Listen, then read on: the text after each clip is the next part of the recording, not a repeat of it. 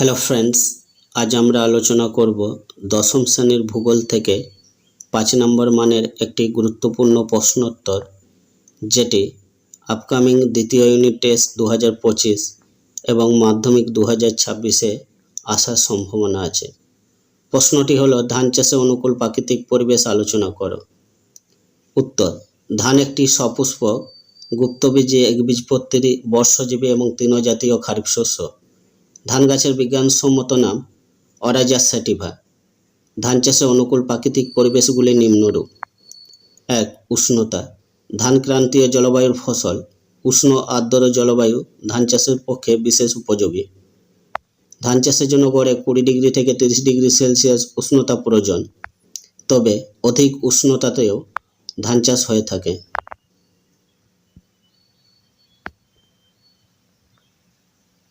2. বৃষ্টিপাত।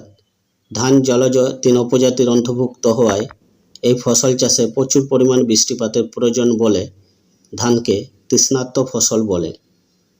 বৃষ্টিপাতের পরিমাণ বছরে 100 সেমি থেকে 200 সেমি হওয়ায় বাঞ্ছনীয়, তবে যেসব নদী উপত্যকা বা বদ্বীপ অঞ্চলে বৃষ্টিপাতের পরিমাণ বছরে 150 সেন্টিমিটারের কম, সেখানে জলসেচের ব্যবস্থা করে জল সরবরাহ করা প্রয়োজন।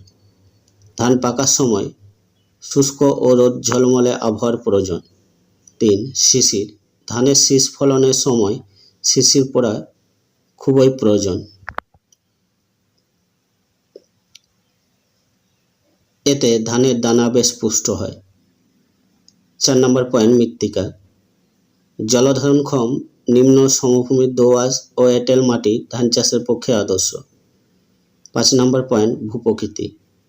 গাছের গোড়ায় জমে থাকা জল ধান গাছের বৃদ্ধি ঘটাতে সাহায্য করে বলে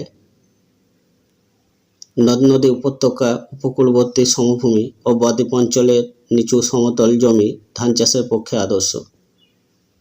এছাড়া পাহাড়ের গায়ে ধাপ কেটে সমতল ভূমি তৈরি করেও ধান চাষ করা হয়।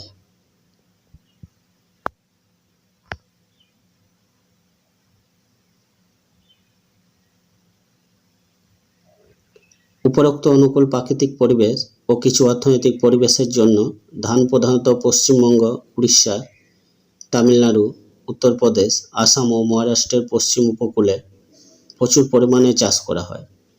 ধান উৎপাদনে পশ্চিমবঙ্গ ভারতের মধ্যে প্রথম এবং ভারত বিশ্বের দ্বিতীয় স্থান অধিকার করেছে।